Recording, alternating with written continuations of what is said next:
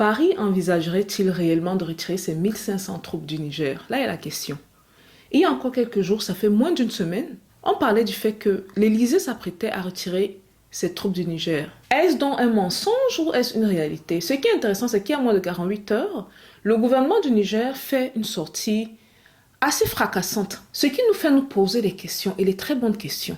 Écoutons d'abord ce que le gouvernement du Niger a à dire, et nous revenons après pour les commentaires. Depuis la chute du président Mohamed Bazoum le 26 juillet dernier, les militaires français sont tout simplement confinés dans leur base à Niamey, à Oualam et à Ayoru, tout près de la frontière malienne. Paris envisage désormais le départ d'une partie de ses 1500 militaires déployés au Niger, et ce dès que toutes les conditions de sécurité seront réunies, comme l'annonce le porte-parole du gouvernement français.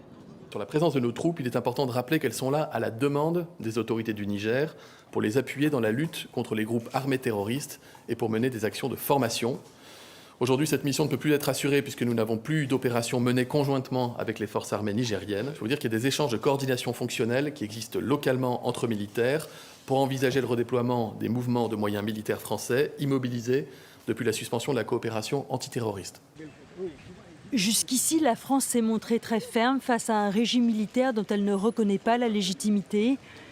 Mais ce week-end, un des premiers ultimatums fixés par la junte à la France pour évacuer ses troupes est arrivé à échéance, alors que le sentiment anti-français grandit au Niger. Désormais, l'idée d'une réduction des troupes est envisagée tout en maintenant une force autonome, selon nos sources. Au plus fort de l'opération Barkhane, la France a déployé jusqu'à 5500 hommes dans cette zone minée par la pauvreté et le terrorisme.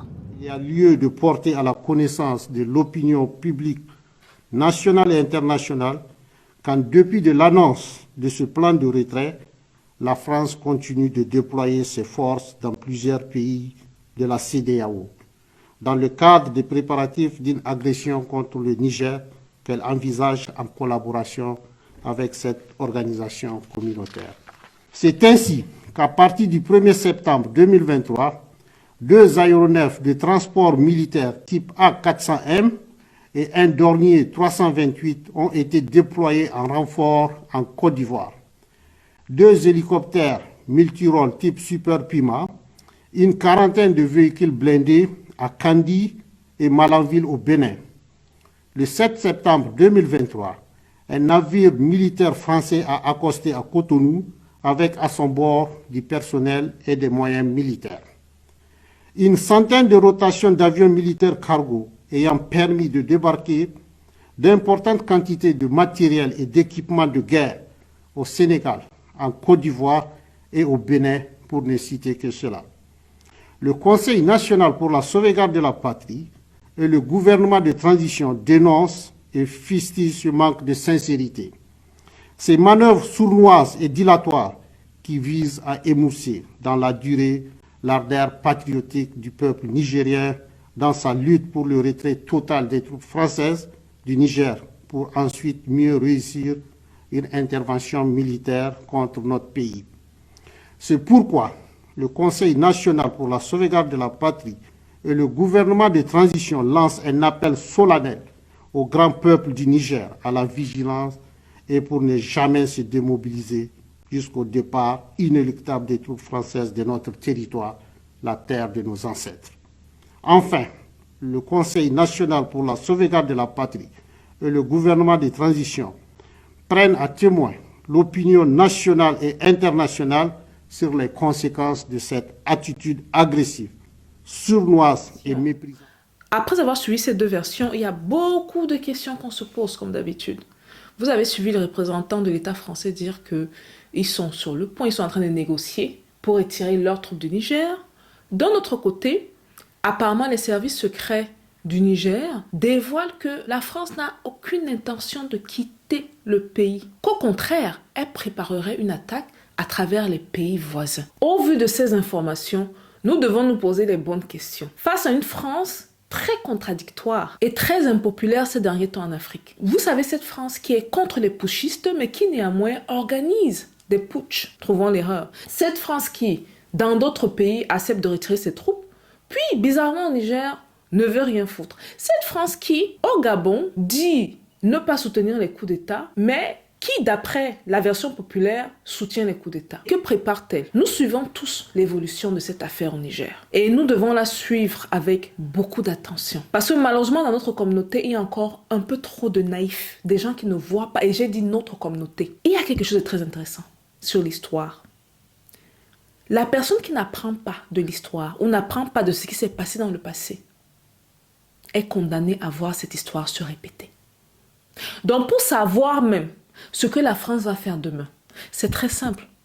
Observons ce qu'elle a fait avant. Là, nous sommes face à ce que certains qualifieraient de l'empire du mensonge, qui a dans son historique des centaines et des centaines d'années de mensonges, qui vient nous dire donc qu'elle va se retirer du Niger, que vous vous rappelez le discours de ce monsieur-là? Qu'est-ce qu'il disait au départ? Écoutons. Alors, on a dit que la France était trop engagée en soutien au président Bazoum. J'entends les gazettes, je lis le commentaire parfois des autres capitales. Mais on ferait quoi si un coup d'État comme ça se passait en Bulgarie ou en Roumanie? On irait dire, il ne faut pas trop s'engager. On va regarder, parce que les putschistes nous ont proposé un Premier ministre. Voilà, on va s'engager, c'est ça la bonne politique. Il ne faut pas être jusqu'au boutiste, on n'est pas chez nous. C'est ça ce que veulent faire les autres capitales? Et on voudrait dire que la démocratie est une idée qui est bonne pour l'Afrique, qu'on ne fait pas de double standard. C'est inadmissible. On a un homme intègre, démocratiquement élu, courageux parce que pour la première fois dans un tel cadre, il ne démissionne pas au péril de sa vie et de celle de sa famille. Et on nous explique que la bonne politique aujourd'hui, ce serait de le lâcher. Parce que c'est devenu à la mode. Parce qu'en fait, il faudrait produire local maintenant, même quand ce sont des putschistes. Et de Washington, en passant par d'autres capitales européennes, j'ai entendu des voix, j'ai écouté des journaux, j'ai lu des tribunes qui nous expliquaient « N'en faites pas trop, ça devient dangereux. Ça devient dangereux. » Non, on doit être clair, cohérent. Cohérent. Sinon, qui nous écoutera? Dans quelle capitale africaine on peut dire qu'on a une politique de partenariat avec un dirigeant si quand ils subissent cela, on ne peut pas être en soutien? Donc je pense que notre politique est la bonne. Elle repose sur le courage du président Bazoum, sur l'engagement de nos diplomates, de notre ambassadeur sur le terrain, qui reste, malgré les pressions, malgré tout, et malgré toutes les déclarations d'autorité illégitimes, grâce à l'engagement de nos forces de sécurité intérieure et de nos militaires.